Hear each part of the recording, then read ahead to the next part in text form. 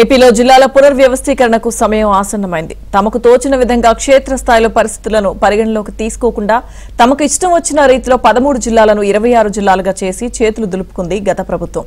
క్షేత్రస్థాయిలో పాలనాపరమైన ఇబ్బందులు ఎదురైనప్పటికీ పట్టించుకోలేదు. కాగా ఈ నెల 13న జిల్లాల పునర్వ్యవస్థీకరణపై మంత్రివర్గ ఉపసంఘం భేటీ కానుంది. రాజధాని అమరావతిని జిల్లాగా మార్చాలనే నిర్ణయానికి దాదాపుగా వచ్చినట్లు తెలిసింది.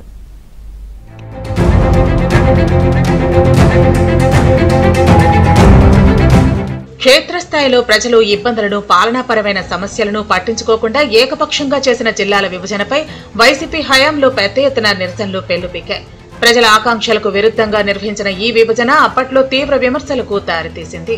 విజయవాడకు ఆనుకుని ఉన్న పెనమలూరును తీసుకెళ్లి కృష్ణా జిల్లాలో కలిపారు. విజయవాడకు పట్టుమని 5 కిలోమీటర్ల దూరంలో ఉన్న పెనమలూరును 70 కిలోమీటర్ల దూరంలో ఉన్న కృష్ణా జిల్లాలో కలపడంతో నిరసనలు వెల్లువెత్తాయి. అదేవిధంగా మన్యం జిల్లాలో కూడా ఇష్టం వచ్చిన రీతిలో నియోజకవర్గాలను కలుపుకెళ్లారు.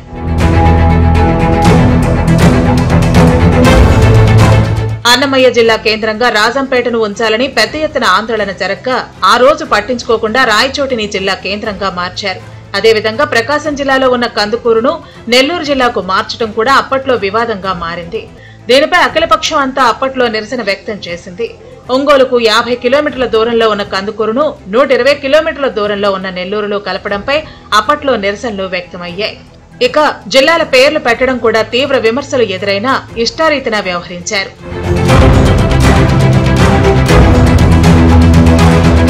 జిల్లాల పునర్వ్యవస్థీకరణ పేర్ల మార్పుపై ఎన్నికల సమయంలో ఇచ్చిన హామీ మేరకు కూటమి ప్రభుత్వం జిల్లాల పునర్వ్యవస్థీకరణకు ప్రజల ఆర్జీలను పరిగణలోకి తీసుకునేందుకు ఒక కేబినెట్ సబ్ కమిటీని నియమించింది.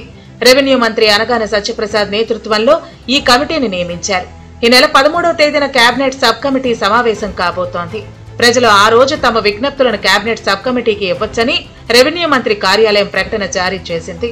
మరోవైపు రాజధాని అమరావతిని జిల్లా కేంద్రంగా చేయాలని కూడా కేబినెట్ సబ్ కమిటీలోని కొంతమంది మంత్రులు నిర్ణయించారు.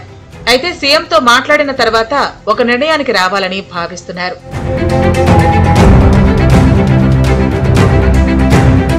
2026లో జనాభా లెక్కలు ప్రారంభం అవుతూ ఉండటంతో ఈలోపే జిల్లాల పునర్విభజనలో ఉన్న లోపాలను సరిదిద్ది గెజిట్ నోటిఫికేషన్ ఇచ్చి కేంద్రానికి పంపాలని కేబినెట్ సమావేశంలో నిర్ణయించారు. జిల్లాల సంఖ్యను యథాతథంగా ఉంచడమా ఇంకా పెంచడమా అనే అంశానికి సంబంధించి కూడా కేబినెట్ సబ్ కమిటీ చర్చించనుంది.